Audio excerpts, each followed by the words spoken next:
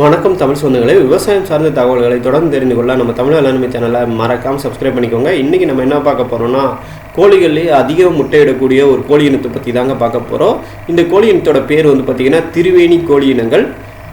இந்த கோழி இனங்களை பற்றி யூடியூப்லேயும் சரிங்க, கூகுள்லேயும் சரி, பெரிய லெவலில் பார்த்திங்கன்னா தெரியவே தெரியாது. அந்த லெவலுக்கு பார்த்திங்கன்னா நிறைய நபர்களுக்கு தெரியாத ஒரு கோழி இனங்கள். ஆனாலும் ஒரு சிலர்களால் இன்றளவும் இந்த இனங்கள் பார்த்திங்கன்னா வளர்க்கப்பட்டுக்கிட்டு தாங்க இருக்குது. வளர்த்து நல்லாவே லாபம் விட்டுறாங்க. அப்படிப்பட்ட இந்த கோழியில் இருக்கக்கூடிய நிறைய வகையான சிறப்புகள் இந்த காணொலி வேலை நீங்கள் தெரிஞ்சுக்கோங்க. இந்த கோழி இனங்கள் பார்த்திங்கன்னா நாட்டுக்கோழி இனங்களான்னு கேட்டிங்கன்னா நிச்சயமாக கிடையாதுங்க.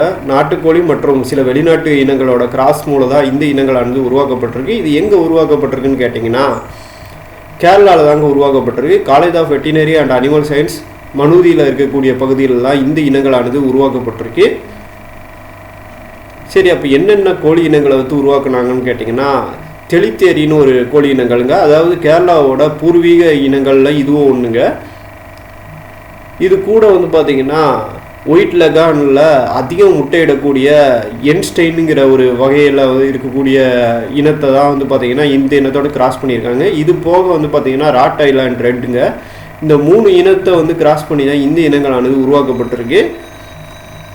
அதனாலேயே இந்த இனங்களோட நோய் எதிர்ப்பு சக்தி அதிகமாகவே இருக்குது. அது போக பார்த்திங்கன்னா அதிக லெவலில் முட்டையிடக்கூடிய திறமையிலையோ அதே போல் பார்த்திங்கன்னா புறக்கடை கோழிகள் வளர்ப்பு முறையில் கூட இந்த இனங்களை நம்மளால் வளர்க்க முடியும். இப்படி நிறையா வகையான சிறப்புகள் பார்த்திங்கன்னா இந்த திருவேணி கோழி இனங்களுக்கு இருக்குங்க. சரி, இதோட உருவ அமைப்பு எப்படி இருக்குன்னு கேட்டிங்கன்னா ஒற்றை கொண்டை அமைப்புலாங்க இருக்கும்.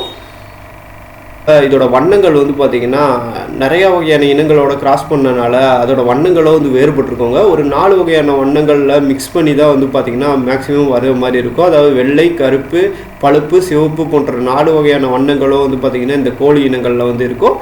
ஒரு சில கோழி இனங்கள் மட்டும் அந்த பியூராக ஒரே கலரில் கூட வர்றது மாதிரியும் இருக்குங்க.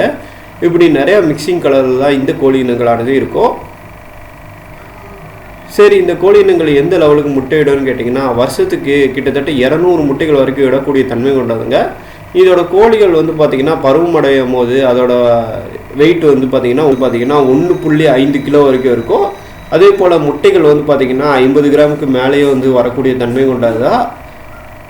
ப்ரௌனிஷ் ஒயிட்டில் பார்த்திங்கன்னா முட்டைகள் இருக்குங்க. இந்த காணொலி வேலை இந்த கோழி இனங்களை பற்றி நிறைய வகையான தகவல்கள் நீங்கள் தெரிஞ்சிருப்பீங்கன்னு நான் நம்புகிறேன். இது போன்ற தகவல்களை நீங்கள் தொடர்ந்து தெரிஞ்சுக்கிற நம்ம தமிழ் வேளாண்மை சேனலை சப்ஸ்கிரைப் பண்ணிக்கோங்க. நன்றி.